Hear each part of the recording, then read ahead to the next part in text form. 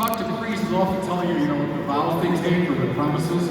The toughest one is obedience. Yeah. I remember years ago when Cardinal George, who's my great mentor and hero, appointed me as rector of Mundelein Seminary. It was maybe a month later.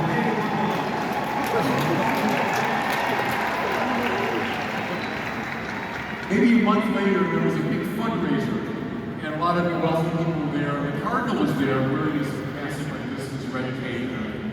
Well, up to me comes a lady, and she was just indignant.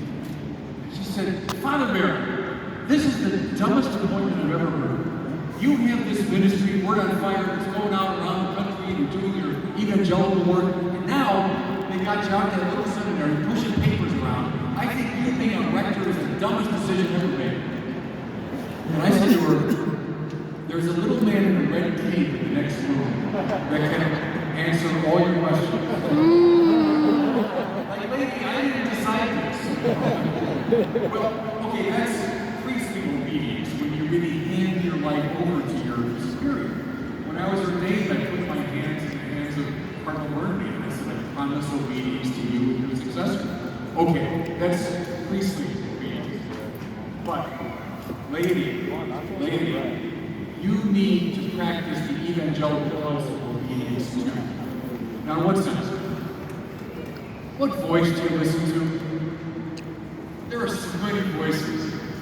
They're in songs, they're in movies, they're in politicians' speeches, they're in the culture. I would never listen to politicians. What do they say? Wealth, pleasure, power, honor. Once you see those big four, I learned them from Thomas Aquinas. Once you see those, you see them everywhere. That's what all the voices tell you, how to get more and more and more of those things. Do you listen? Obedire, I used to listen, obedience. Do you listen to those? Or do you listen to a higher voice? That's the whole Bible in a way, everybody. It's the whole Bible. Think of Abraham and Isaac and Jacob and Moses and Joshua, Peter and Paul, Isaiah and Jeremiah. What do they all have in common? They heard the hubbub of voices around them, for sure. But then they also heard that tiny whispering,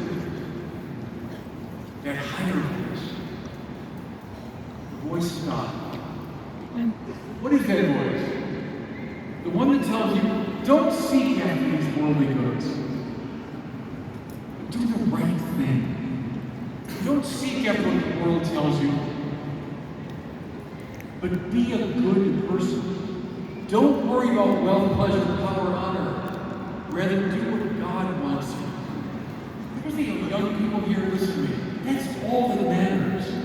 Everything else in your life is a footnote.